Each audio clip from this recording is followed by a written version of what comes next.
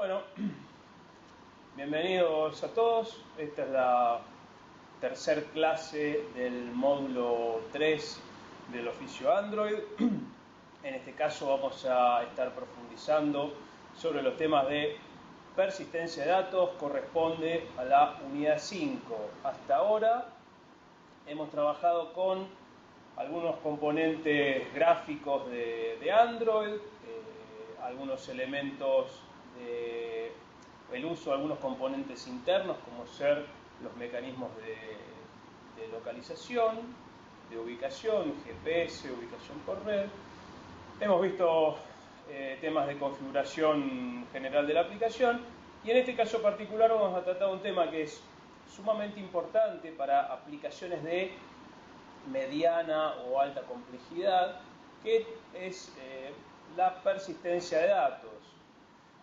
Por persistencia de datos nos referimos a la capacidad de poder almacenar información más allá del tiempo de ejecución de una aplicación. Cualquier dato, ingreso que haga el usuario, selección, configuración, etcétera, que querramos que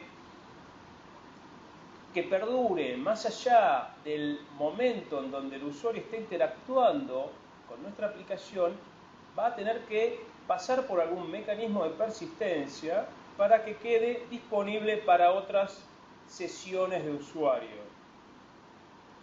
En particular, la funcionalidad de almacenamiento de datos es sumamente interesante como alternativa actual a la necesidad de trabajar con herramientas conectadas.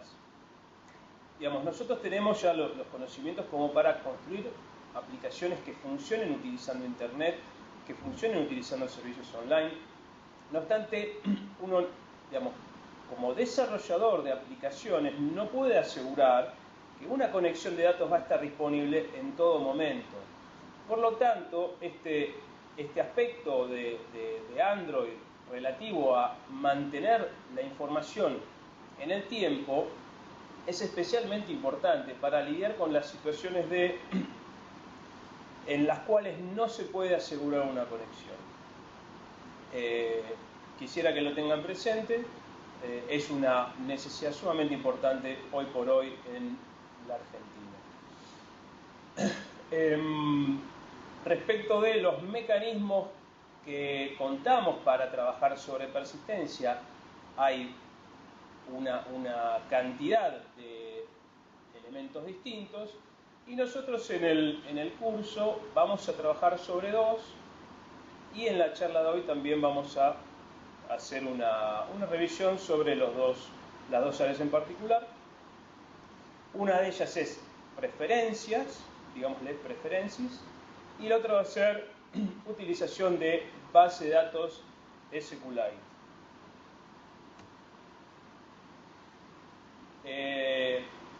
No obstante, para tener una idea del alcance que tiene el tema de almacenamiento de información, los 5 principales son el Shared Preferences, que es con lo que vamos a trabajar hoy, que en sí el Shared Preferences no es otra cosa más que un archivo que está a disposición de nuestra aplicación y tiene una estructura interna particular, responde a cierto formato.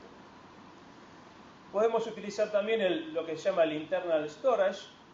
Eso no es otra cosa más que utilizar el file system, el sistema de archivos del dispositivo, y lo tenemos en dos versiones, tanto el interno como el externo. El interno hace referencia a que es un área del almacenamiento del dispositivo que es exclusivo para nuestra aplicación. El Internal Storage es un espacio reservado para el almacenamiento de datos de la aplicación y no es accesible por otras aplicaciones, es privado. Y el External Storage es un área del almacenamiento del dispositivo que puede ser accedido por otras aplicaciones. Tal vez un ejemplo muy concreto podría ser una aplicación que saca una foto y queremos que esa foto esté disponible para mandarla por mail, vamos a recurrir al External Storage para guardar esa imagen y que esté disponible para otras aplicaciones, por ejemplo el Gmail. La cuarta alternativa que tenemos es utilizar una base de datos. Una base de datos es un componente bastante elaborado en términos de funcionalidad, ahora lo vamos a conversar. En particular la versión o el producto SQLite, que es lo que se utiliza normalmente como motor de base de datos en Android.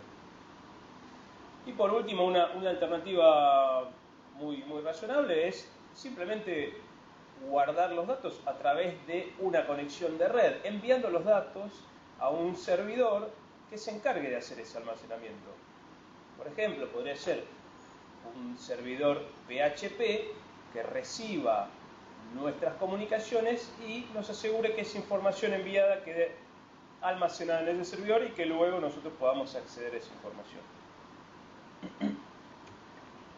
Bien, entonces vamos a trabajar sobre preferencias y shared preferences.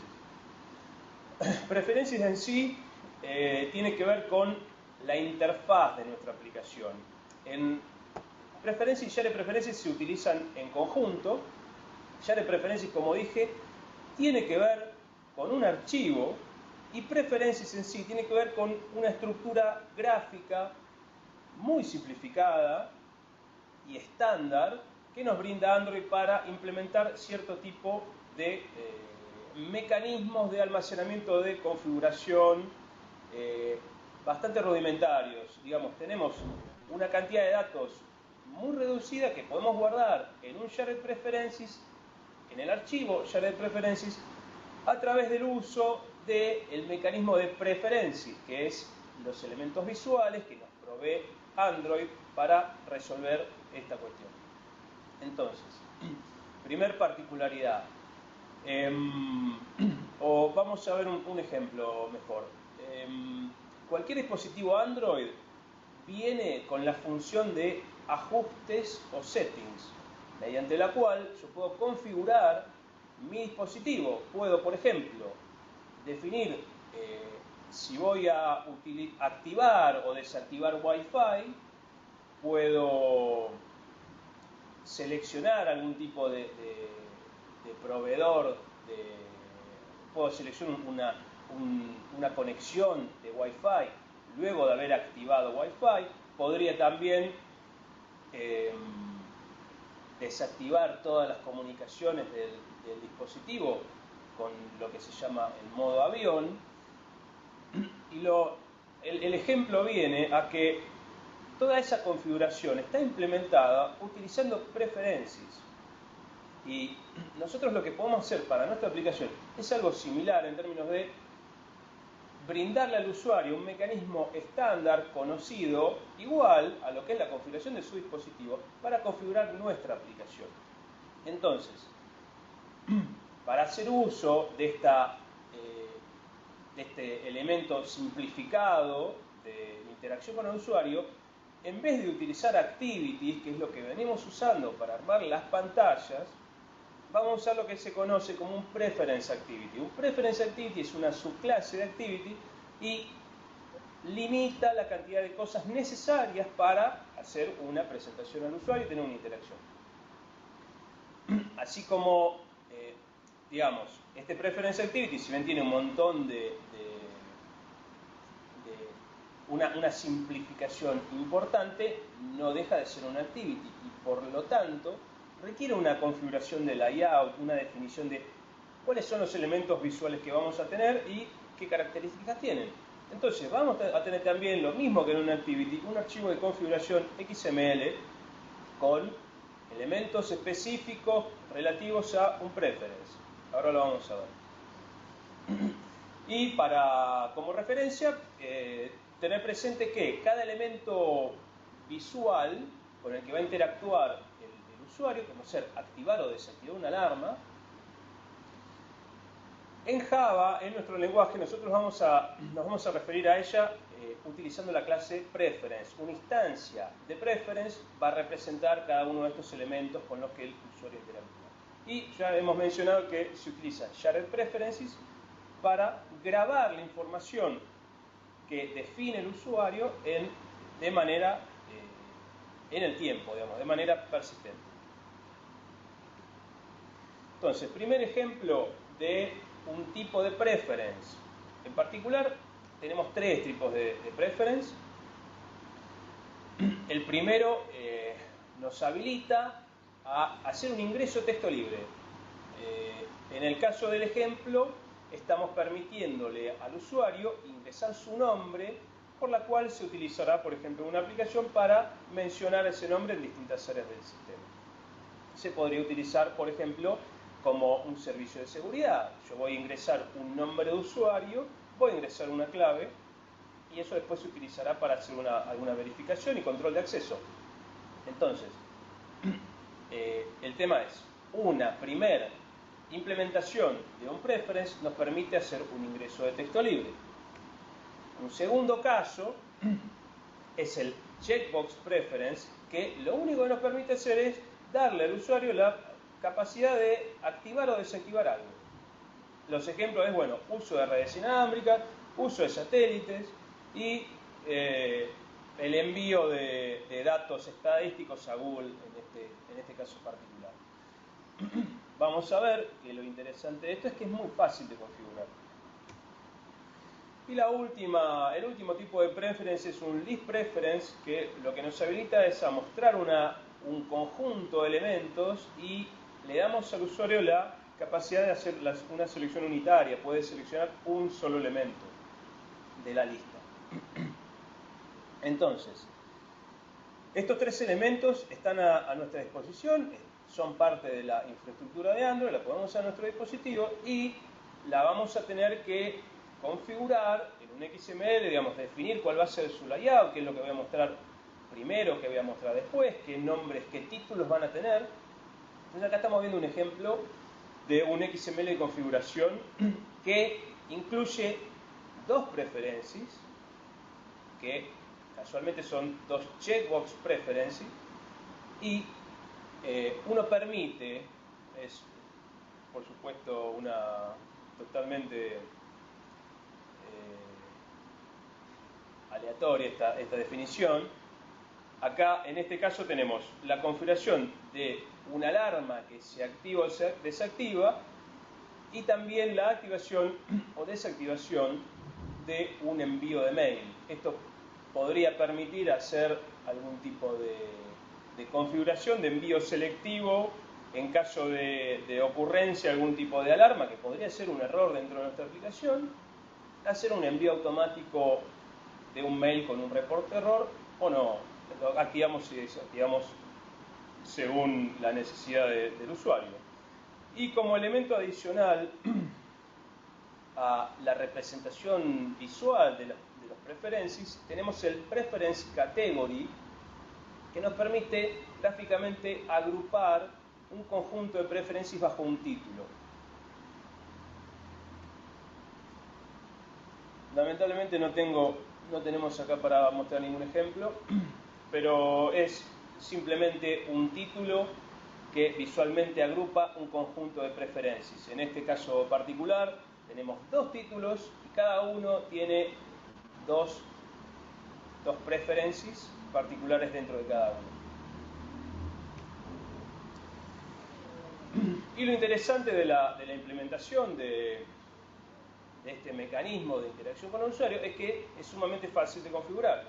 Entonces, al momento de estar planteando una pantalla de configuración utilizando preferencias, simplemente necesitamos construir una activity que extienda preference activity y que en el método onCreate tenemos dos alternativas, llame al método add preferences from resource, que eso vincula nuestro XML con el activity particular, o utilizando la clase Preference Manager, definiendo la configuración por defecto a utilizar dentro de la aplicación en el Shared Preferences. Entonces, a ver, la escritura de los preferences se hace en forma automática. Nosotros no nos tenemos que preocupar cuando programamos de cómo se realiza esa persistencia, y sabiendo que cada modificación se termina grabando en un archivo Shared Preferences, lo que sí tenemos que hacer es obtener y leer a través del Preference Manager, leer el contenido de ese archivo. Y en particular mencionar que este archivo internamente, su estructura viene dada por pares de valores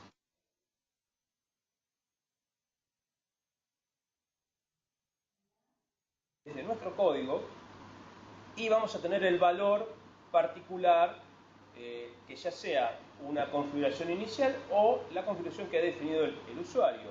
Por ejemplo, en este caso particular, nosotros estamos definiendo un checkbox preference donde el key que se va a utilizar en el archivo Shared Preferences se llama checkbox activar alarma. En el archivo, la mitad del elemento que va a representar la información relativa a la alarma va a ser esta clave checkbox activar alarma. La otra mitad es el valor de verdad, si está activado o desactivado, que eso es lo que va a afectar al usuario en su interacción con la aplicación. Bien, entonces,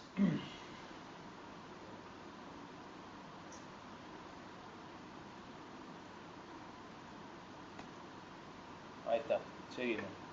Entonces, dijimos que la lectura de los Shared Preferences se realiza a través del Preference Manager. Acá tenemos un ejemplo muy concreto donde a través de esta clase utilitaria Preference Manager vamos a obtener la instancia por defecto del Shared Preferences. Le vamos a mandar, como hemos hecho durante toda nuestra interacción con Activities, le vamos a mandar el contexto que representa la aplicación, y eso nos va a dar una instancia de Shared Preferences que representa el contenido de este archivo. Frente a lo cual tenemos a nuestra disposición una serie de métodos que son métodos tipados, digamos, que establecen el tipo de cada dato que yo quiero conseguir o quiero retirar de ese archivo. Y en este caso particular sabemos que para el key checkbox enviar mail automático, que es de tipo verdadero o falso, va a tener que obtenerse su contenido mediante el método getBoolean. Si nosotros estuviésemos guardando un texto libre utilizando otro preference, en vez de usar getBoolean vamos a usar otro método llamado getString, y así tenemos una diversidad de métodos para conseguir información. En este caso particular se está declarando la variable de tipo boolean enviar mail y se está poniendo el contenido directamente desde el archivo. Y por último, como funcionalidad importante para tener presente, frente al cambio de algún parámetro, de algún elemento de preference, nosotros tenemos la posibilidad de ejecutar código inmediatamente después de hecho efectivo ese cambio. Por ejemplo, si el usuario configura el modo avión en el dispositivo, lo que va a ocurrir es que el código va a inhabilitar todas las conexiones, y esa ejecución de código nosotros la podemos lograr para nuestra configuración mediante la implementación de una interfaz llamada onSharePreferenceChangeListener. Entonces, si nosotros hacemos nuestro propio activity que extienda Preference Activity y adicionalmente implementa esta interfaz, nosotros tenemos la posibilidad de responder a cada cambio que se realice sobre cada uno de los elementos de configuración. En este caso puntual hay una única key definida, pref_myKey, y eso se utiliza para hacer una comparación al momento de recibir la notificación de cambio. Esa notificación de cambio viene con el método onSharePreferenceChange que nosotros vamos a implementar en nuestro Activity. Bien, bueno, con eso hicimos un repaso de todos los elementos que tienen que ver con Preference. No obstante, lo más interesante, lo más profundo y más complejo es el concepto de base de datos en Android. Y como dijimos, a ver, el concepto de base de datos, más allá de la teoría, depende de una aplicación, un sistema que resuelva la gestión, la administración de la información. Esa aplicación o ese componente lo vamos a denominar motor de base de datos, el que resuelve toda la complejidad de asegurar, por ejemplo, la integridad, hacer cuestiones de asegurar temas de permisos, buscando efectivamente obviarnos a nosotros la dificultad y la complejidad de administrar esa información. Si en su lugar nos va a proveer cierta estructura y cierto mecanismo de comunicación al cual nosotros nos vamos a alinear, y con el tema de base de datos nos representa conocer en este caso muy rápidamente un tercer lenguaje que vamos a utilizar en toda esta infraestructura. Hemos trabajado con Java, hemos trabajado con XML y ahora vamos a incorporar el lenguaje SQL de una manera muy simplificada para tener simplemente de referencia y a partir de ahí hacer un avance individual que nos va a permitir hacer las distintas operaciones vinculadas a la gestión de datos. Y en particular, bueno, ya hemos comentado que el motor de base de datos que vamos a utilizar se llama SQLite. SQLite es un producto de código abierto implementado para resolver la gestión de datos y es básicamente el motor más utilizado para esta cuestión. Bien, entonces vamos a hacer, antes de meternos con tema de tanto el lenguaje como la implementación, simplemente para tal vez refrescar o marcar algunos conceptos, nuestra base de datos va a permitir tener de una manera sumamente flexible cualquier tipo de información que nosotros requeramos para la problemática que estemos resolviendo con nuestra aplicación. Ahora, cada tipo de dato, cada estructura, cada concepto, cada representación que nosotros tengamos en nuestra aplicación va a terminar transformándose al llegar a una base de datos en o un dato o un registro o en el contenido de una tabla. Entonces, nuevamente, la tabla va a ser la entidad dentro de la base de datos que nos va a permitir almacenar cierto tipo de información que responda a algún tipo de concepto. Esa tabla va a representar la información utilizando una serie de filas o registros por cada una de las entidades. La tabla sería el concepto, el registro sería una instancia particular de ese concepto. En el caso del ejemplo tenemos una serie de sujetos, de individuos vinculados a una provincia y a una localidad. Cada uno de estos registros a su vez está subdividido en campos o columnas. El nombre de estos sujetos representan uno de los campos, una de las columnas de esta tabla y a su vez para cada registro particular en cada columna vamos a referirnos a su contenido como el dato puntual de esta entidad. Entonces tenemos una tabla que tiene un conjunto de registros y ese conjunto de registros va a tener un conjunto de datos en cada una de las columnas que vienen definidas por la tabla. Bien. Bueno, y de nuevo esto tiene cierta complejidad y viene a título informativo, ya estamos pasando a algo más implementativo. No obstante mencionar que en este caso particular nosotros vamos a trabajar con un motor de base de datos de tipo relacional. Por relacional simplemente vamos a decir que es una manera de organizar la información, tiene que ver con las tablas, el contenido dentro de las tablas, pero existen otras maneras. Por ejemplo, hay bases de datos orientadas a objetos. Así como nosotros programamos en Java, que es un lenguaje orientado a objetos, también existen bases de datos orientadas a objetos. No obstante, históricamente, el tipo de base de datos relacional tiene más antigüedad, tiene una solidez interesante, hay mucha gente que sabe cómo manipular esta base de datos y es, digamos, para empezar es la alternativa más utilizada, pero no es la única, simplemente para que lo tengan presente.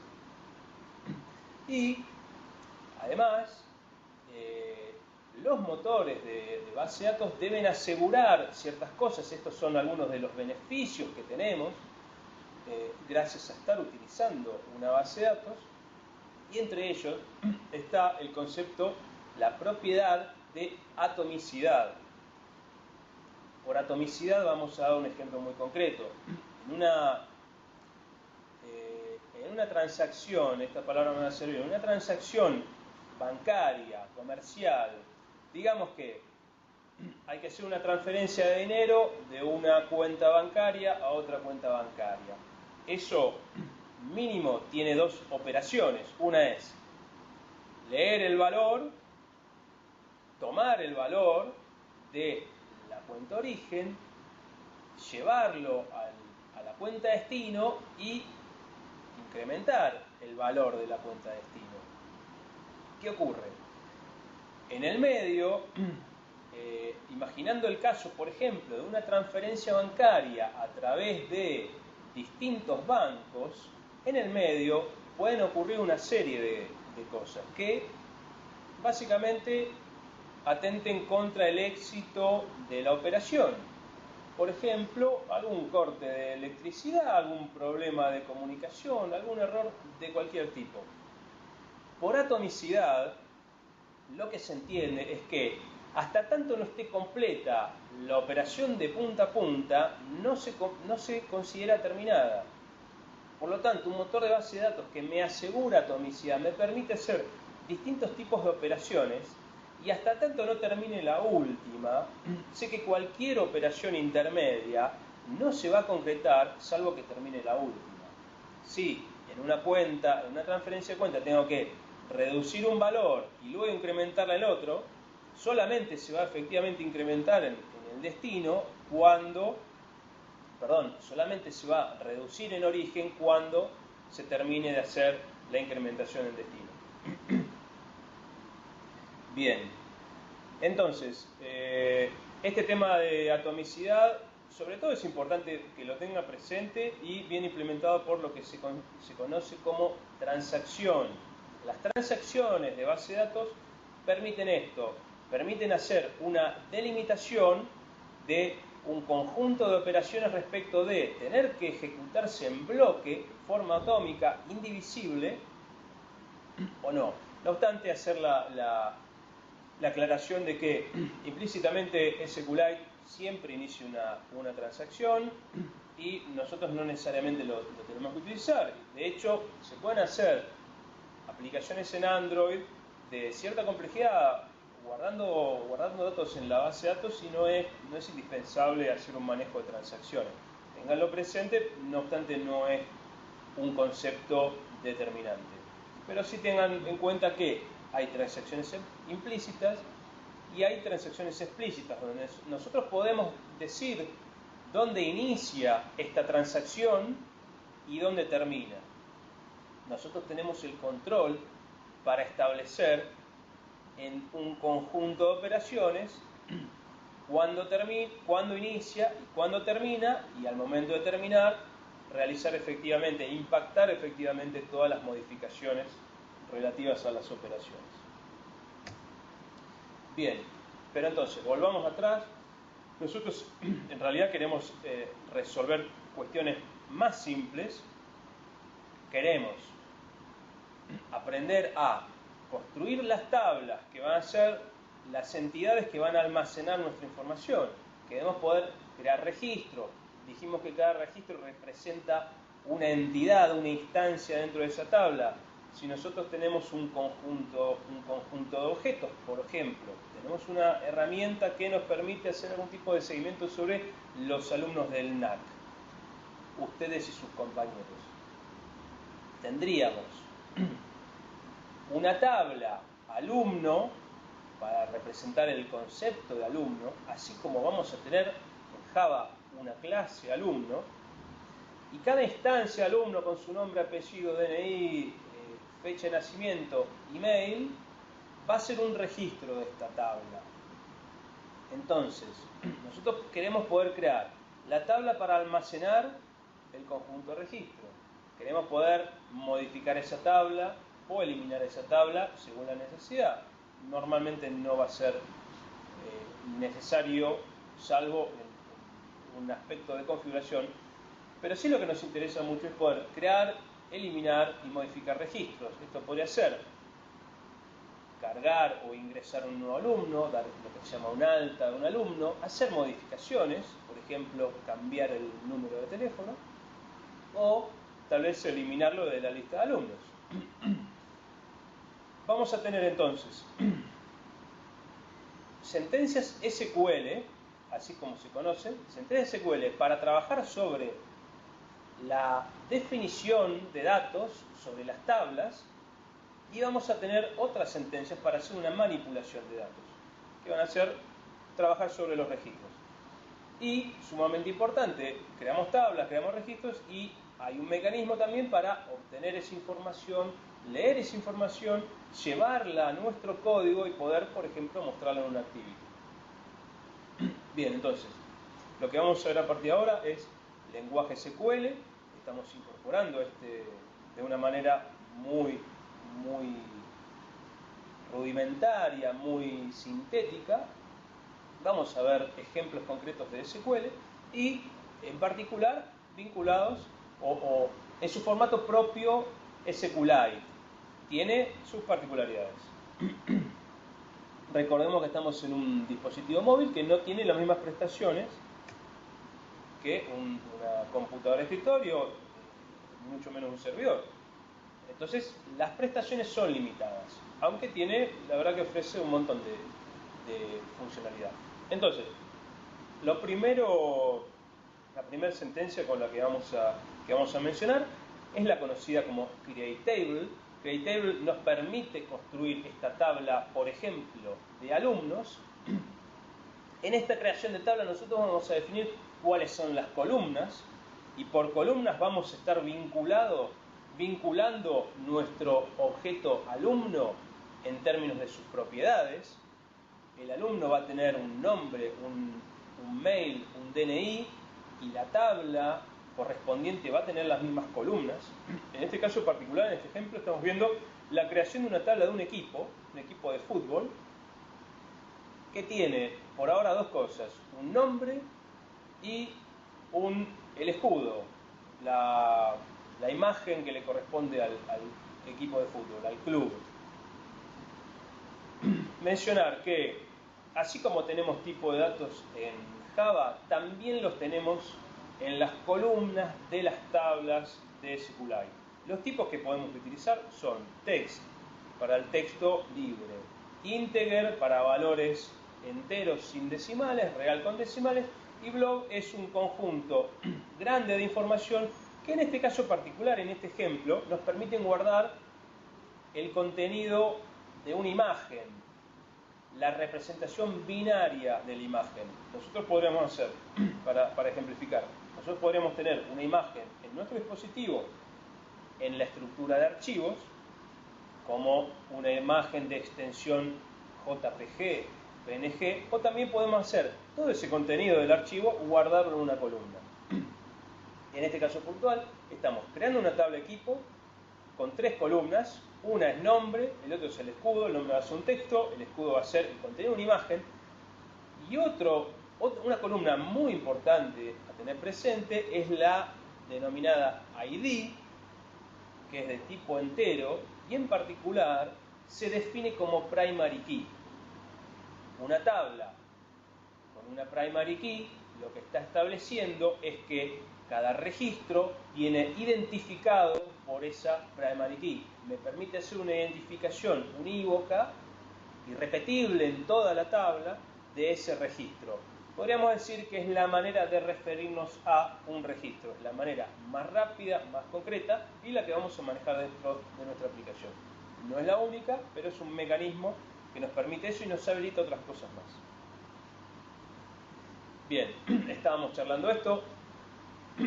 Primary key es una de varias constraints, son restricciones a nivel que nosotros definimos al momento de crear nuestras estructuras de datos que nos permiten asegurar cierto comportamiento o evitar que ocurra algo en particular.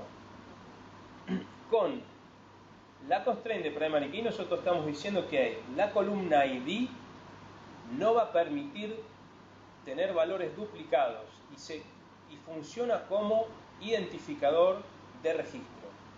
Cuando nosotros nos refiramos a un equipo particular, porque nuestra tabla va a tener un conjunto de equipos, cuando nos refiramos a cada uno, lo vamos a hacer mediante el ID, que va a ser un número 1, 2, 200, 20.000, no importa. Otro tipo de constraint que nosotros tenemos a disposición mediante el uso de SQLite es el llamado not null. El not null lo que me permite es asegurarme que una columna siempre tenga un valor que no permita a la aplicación que utiliza la base de datos ingresar información a la base de datos donde, en el caso de, por ejemplo, la tabla equipo, la columna nombre no venga con un valor. Simplemente lo que se está diciendo acá es que tengo una tabla que me permite mantener una lista de equipos y si se trata de ingresar, se trata de grabar un equipo que no tiene un nombre, no me lo va a permitir. Es un mecanismo de seguridad y de integridad de datos. Otro constraint que también tenemos a nuestra disposición es el unique constraint, similar a lo que hemos dicho para primary key. Nos permite asegurar que una columna no tenga, dentro de la misma tabla, no tenga valores repetidos. En el ejemplo, la tabla equipo, en todo su conjunto de equipos, no permite, porque nosotros lo estamos definiendo, no permite tener 2 equipos con el mismo nombre. Y otro constraint para también tener en cuenta es el check constraint, que nos permite hacer ciertas verificaciones sobre, por ejemplo, el contenido. En este caso estamos a un equipo incorporando la columna de fundación, representa el año de fundación del club, vendría a ser, y se incorpora una verificación de que ese año de fundación no sea negativo. Es un ejemplo. En principio, tal vez hacer una aclaración. Si bien podemos hacer uso de esta herramienta, lo ideal es tratar de volcarse al uso de fuerte, digamos, enfocarse en una tecnología. Por lo tanto, mi recomendación particular, más allá de saber que existe esto y que es argumentable un beneficio de performance, de tiempo de ejecución, tiempo de respuesta, utilizando funcionalidad a nivel de base de datos, suele ser conveniente, si el grueso de nuestra aplicación está en Java, tratar de incorporar este tipo de chequeos en código Java. Ténganlo presente, significaría, antes de grabar un registro correspondiente a un equipo o un club, chequear que el año de fundación no sea negativo en Java sería equivalente a esto que estamos viendo en este caso. Bien, entonces, lo que acabamos de ver es cómo crear una tabla.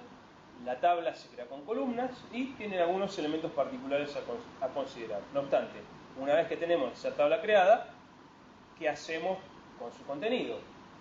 Lo primero que vamos a ver es cómo hacer para insertar un valor, un registro, a esta tabla.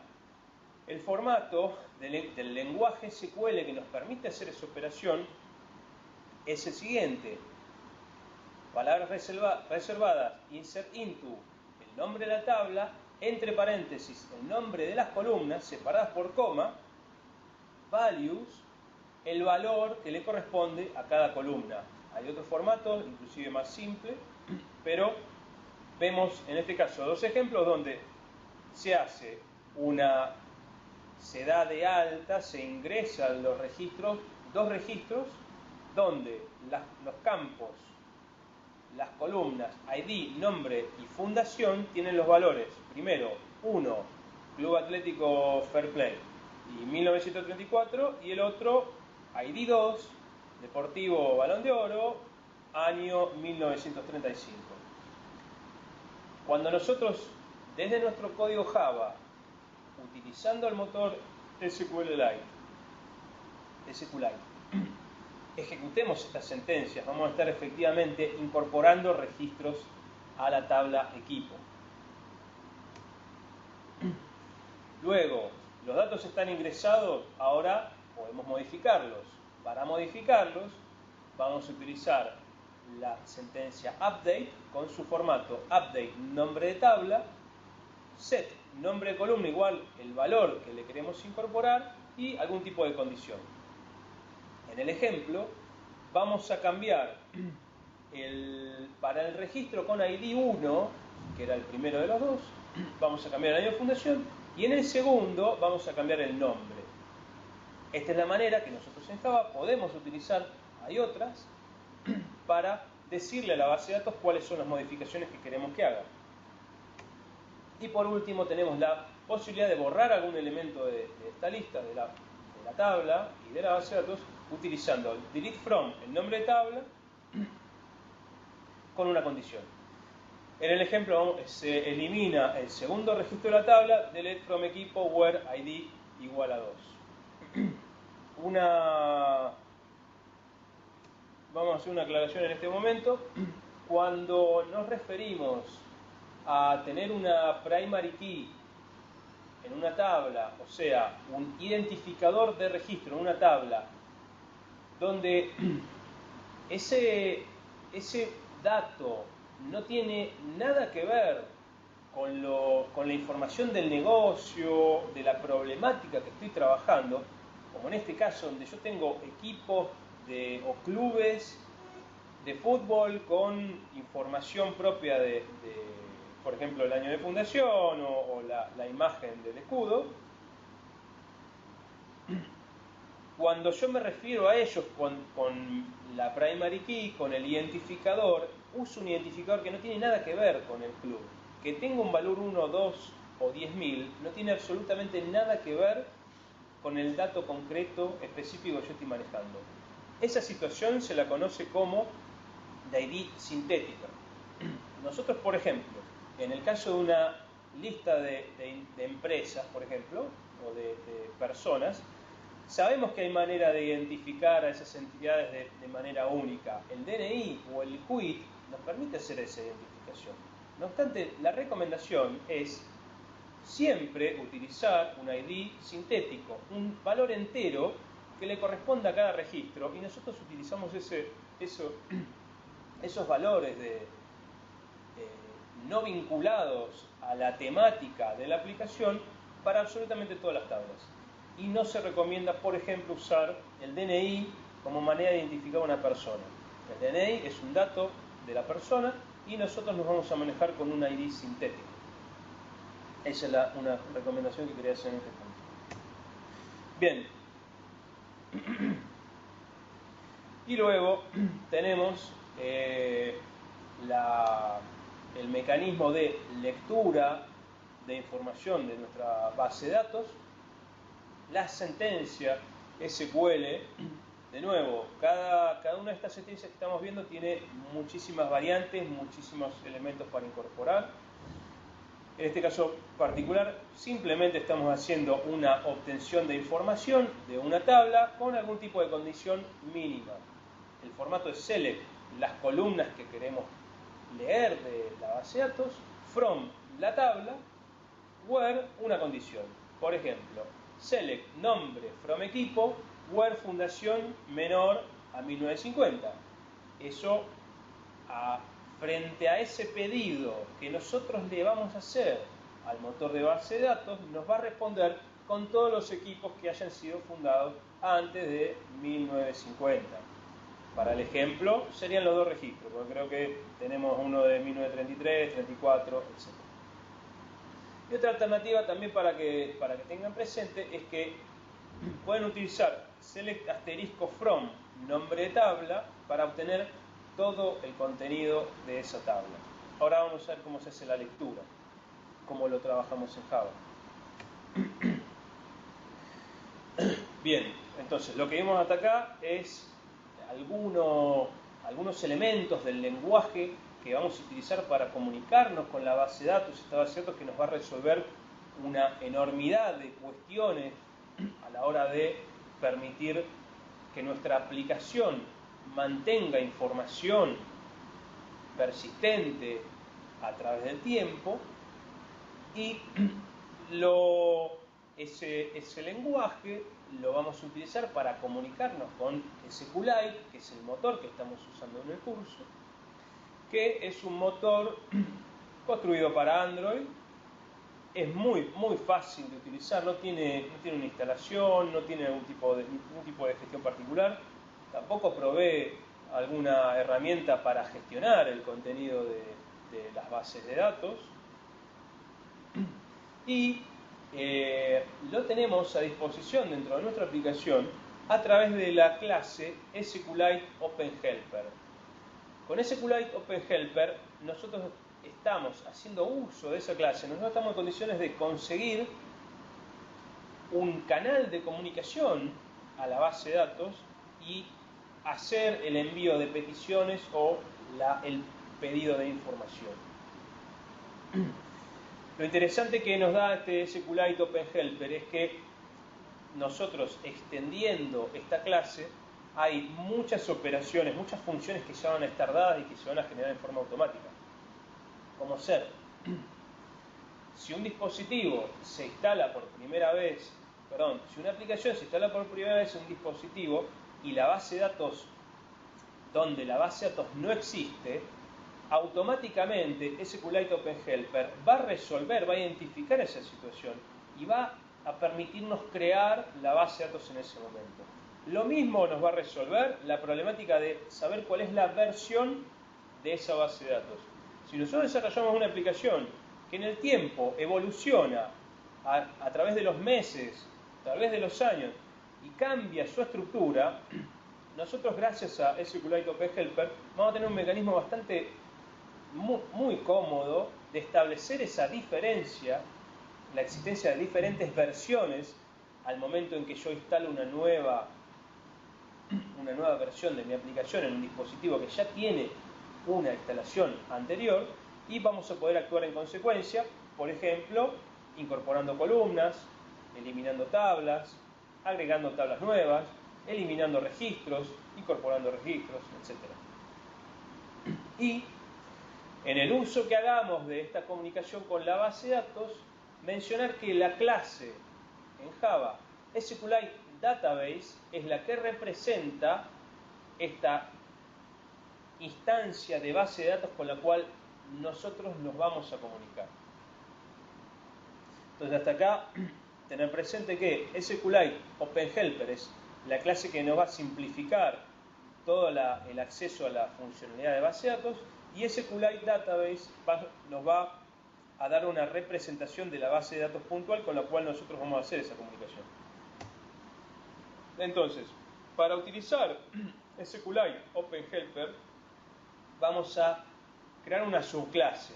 vamos a extender SQLite OpenHelper. En este caso se está creando una nueva clase que se llama Nax SQLite Helper.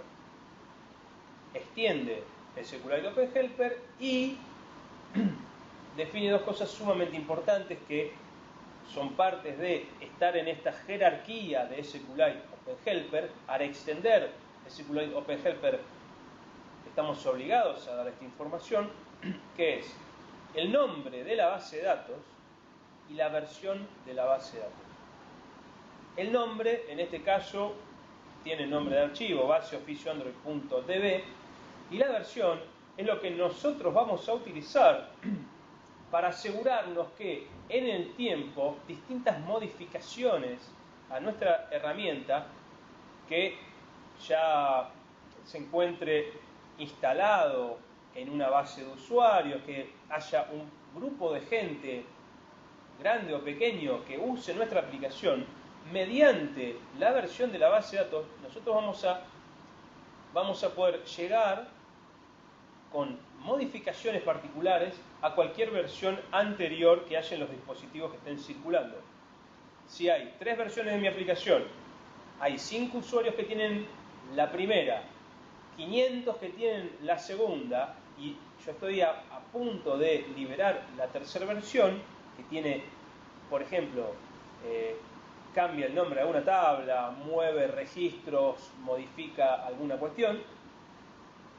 Mediante el número de versión, yo lo que voy a permitir es de manera automática hacer esa detección y nos va a dar el control SQLite Manager. Acá vamos a ver un ejemplo, mediante el método onUpgrade. Cuando se instala, cuando se ejecuta la aplicación que hace uso de SQLite OpenHelper y detecta que la base de datos en el dispositivo tiene una versión anterior a la que está presentando la aplicación, automáticamente se va a llamar a este método onUpgrade para ejecutar el código que nosotros desarrollemos.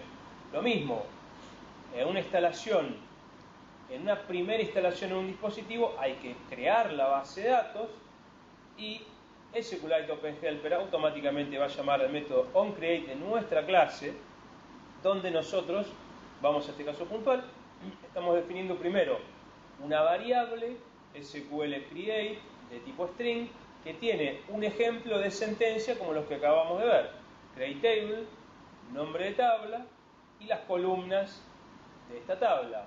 Son 2 columnas de tipo texto, descripción y provincia. No tiene primary key, no tiene constraint, no tiene nada. Entonces, cuando Android, a través de SQLite OpenHelper, detecta que no hay una base de datos creada en el dispositivo, se va a llamar al método onCreate y nosotros a su vez teniendo una instancia de la base de datos, recibimos la instancia por parámetros y teniendo esa instancia vamos a poder ejecutar nuestra sentencia SQL para crear la tabla.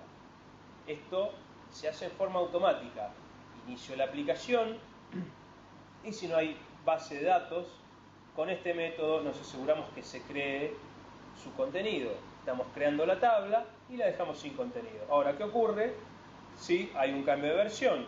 En este caso particular, imaginemos que la tabla en una versión anterior tenía una sola columna y no nos interesa mantener la información. Esta es una implementación completamente arbitraria. Simplemente elimina la tabla una sentencia que no hemos visto pero está en el manual, drop table, el nombre de la tabla, y luego la vuelve a crear, imaginando que estamos instalando una versión 2, en el dispositivo hay una versión 1, las tablas son distintas. Entonces al momento de ejecutar se detecta la diferencia de versión, se elimina la tabla y se reemplaza con la tabla nueva.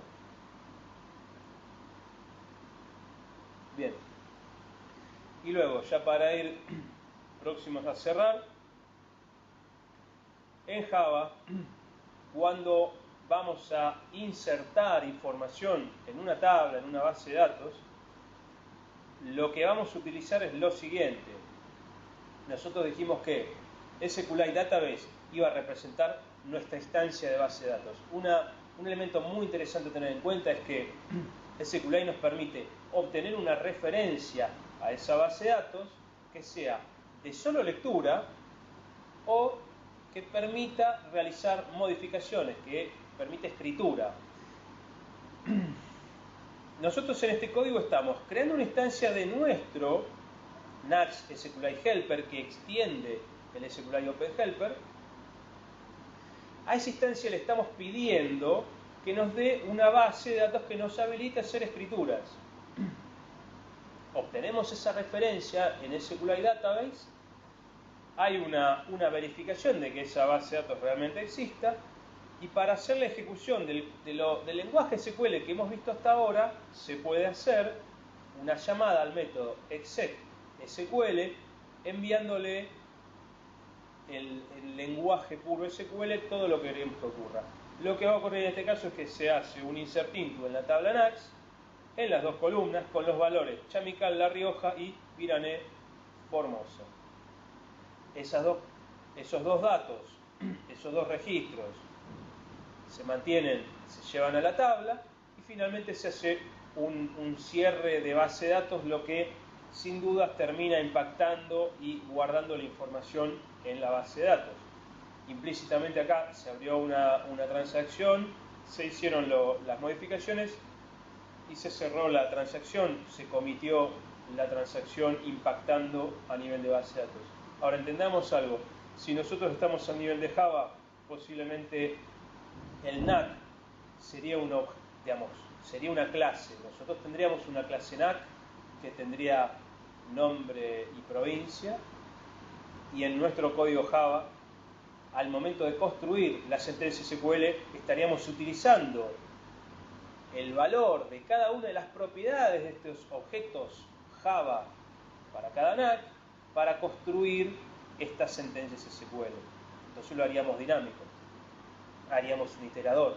Si quiero incorporar 173 NACs, como los hay efectivamente, tendremos que permitir recorrer 173 objetos y generar en forma dinámica estas sentencias para que el motor haga efectiva la incorporación de la información a la base de datos.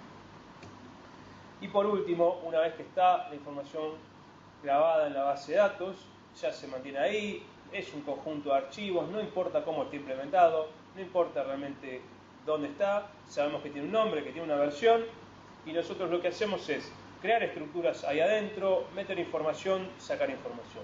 Cuando queremos leer el contenido de una tabla, es un poquito más complejo, pero lo mismo, dado que solo queremos hacer una lectura, vamos a obtener una base de datos en modo lectura, el getReadableDatabase, que se lo vamos a pedir al helper, y vamos a utilizar el método query de la instancia de base de datos mandándole ciertos parámetros. Parámetros acá hay muchos para enviar que nos permiten definir cómo se agrupa la información, en qué orden viene, etcétera, etcétera, pero lo que nos importa es que si le indicamos el nombre de tabla y cuáles son las columnas que quiero que levante de esa tabla, podría no levantar todas las columnas, ese mensaje, ese pedido que le hacemos a la instancia de base de datos nos va a devolver otra clase que se llama cursor.